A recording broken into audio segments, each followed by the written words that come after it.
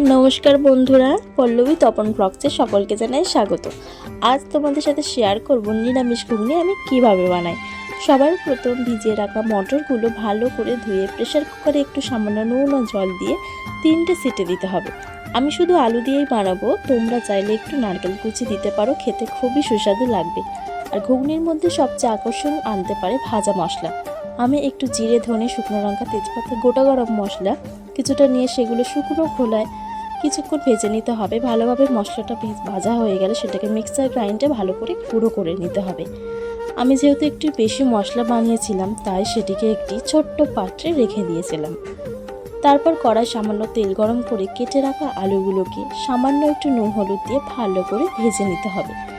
আমি সুন্দরভাবে গুছিয়ে নিয়েছিলাম সব কিছু, কারণ রান্না করার সময় সব কিছু সুন্দর করে হাতের কাছে গুছিয়ে নিলে রান্না করতেও খুবই ভালো লাগে। চলো এবারে ঘুগনিটা শুরু করা যাক।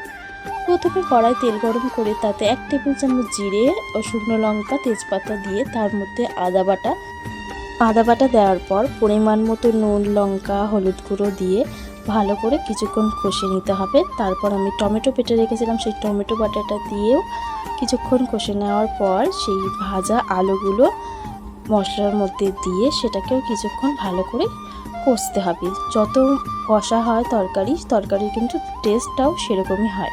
কিছুক্ষণ আলুটাও কষে নেওয়ার পর সামান্য একটু জল দিয়েছিলাম। তারপর সিদ্ধ করা মটরগুলো আলুর মধ্যে দিয়ে আরও কিছুক্ষণ ভালো করে কষে নিয়ে পরিমাণ মতো জল দিয়ে এবং সেটিকে ফুটিয়ে উপর থেকে ছড়িয়ে দিতে হবে সেই ভাজা মশলা।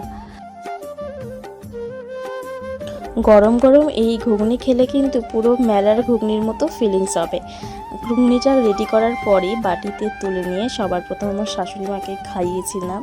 আর শাশুড়ি মা ও শ্বশুরমশাই দুজনেই ঘুগনির খুবই প্রশংসা করেছে। তোমরাও বানিয়ে ফেলতে পারো এরকম নিরামিষ ঘুগনি। রুটি দিয়ে কিংবা লুচি দিয়ে, পরোটা দিয়ে, যে কোনো জিনিস দিয়ে তোমরা খেতে পারবে। তো ভিডিওটি ভালো লাগলে একটি লাইক, কমেন্ট, শেয়ার করে দিও।